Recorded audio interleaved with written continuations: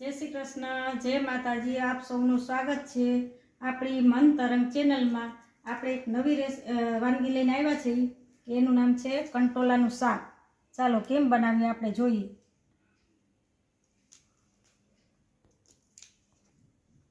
બધા શાકભાજી છે 12 મહિના મળે છે, પણ આ એક જ શાકભાજી એવું છે કે વર્ષા ઋતુમાં જ મળે, ચોમાસામાં જ મળે।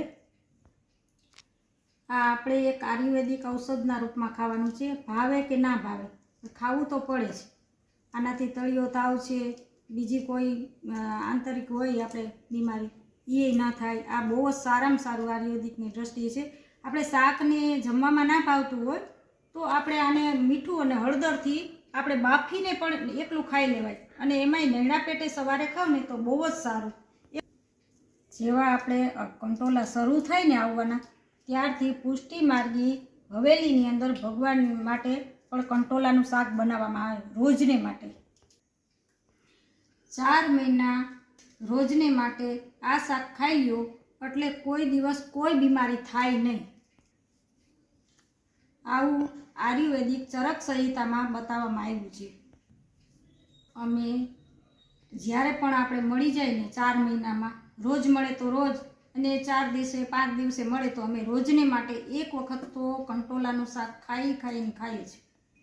આ એક આયુર્વેદિક દવા જ છે આપણા માટે। જો ખવાય તો વધારે સારું, બાળકો માટે તો બહુ જ સારા, કારણ કે હજી કુમળું ફૂલ હોય અને મોટું થતું હોય એના માટે, સ્ટ્રોંગ થવા માટે આ વધારે સારું। તમને આવી નવી વાનગીના વિડીયો જો તમને ગમતા હોય તો કોમેન્ટમાં ખાસ જણાવજો। નવા કંટોલાનું શાક કોણ બનાવે છે કોમેન્ટ કરીને જણાવજો। નવા હોય ને તો શેર કરજો, લાઈક કરજો, અને નવા હોય તો સબસ્ક્રાઈબ કરજો, ભૂલતા નહીં। ચાલો આપણે હવે શાક બનાવીએ। તો હવે આપણે ભરી લઈએ આ રીતે। નોર્મલ મસાલો જે આપણે બનાવીએ ને ભરેલા વસ્તુનો, રીંગણા બટેટા કોઈ પણ વસ્તુનું, એ જ રીતે આપણે આ મસાલો બનાવ્યો છે। કોઈ વિશેષમાં નથી આપણે કોઈ બનાવ્યું, એટલે મેં વિડીયોમાં બતાવ્યું નથી। આજે આપણે આખા ભરીને કંટોલાનું શાક કરવાનું છે। ચાલો હવે આપણે ગેસ ચાલુ કરી અને વઘાર કરી દઈએ। તેલ મૂકીએ આપણે 2 પાવડા જેટલું અંદાજે।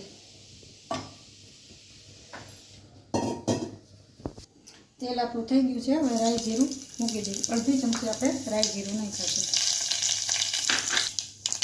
રાઈ જીરું આપણા થઈ ગયા છે, હવે આપણે વઘાર કરી દઈએ।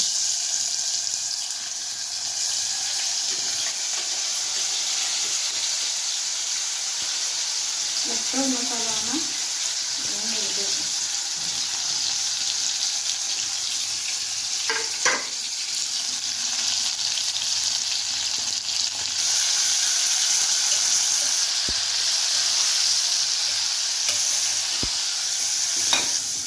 આ રીતે આપણે 1 મિનિટ હલાવી દઈશું મસાલો। હવે આપણે એમાં નાખી દઈશું અડધો ગ્લાસ પાણી નાખીશું।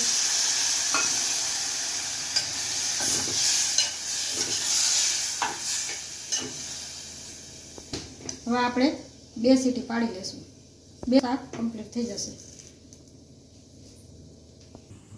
આપણું શાક થઈ ગયું છે, હવે ગેસ કરી દઈએ આપણે બંધ।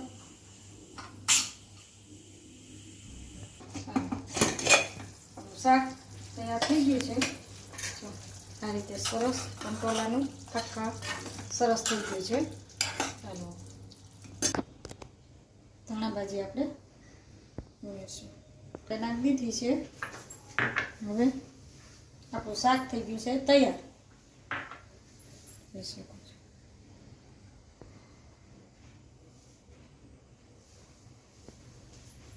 હવે ફરી પાછા આપણે એક નવા વિડીયોમાં નવી વાનગી હારે આપણે મળશું। ચાલો મને રજા આપશો। જય માતાજી, જય શ્રી કૃષ્ણ।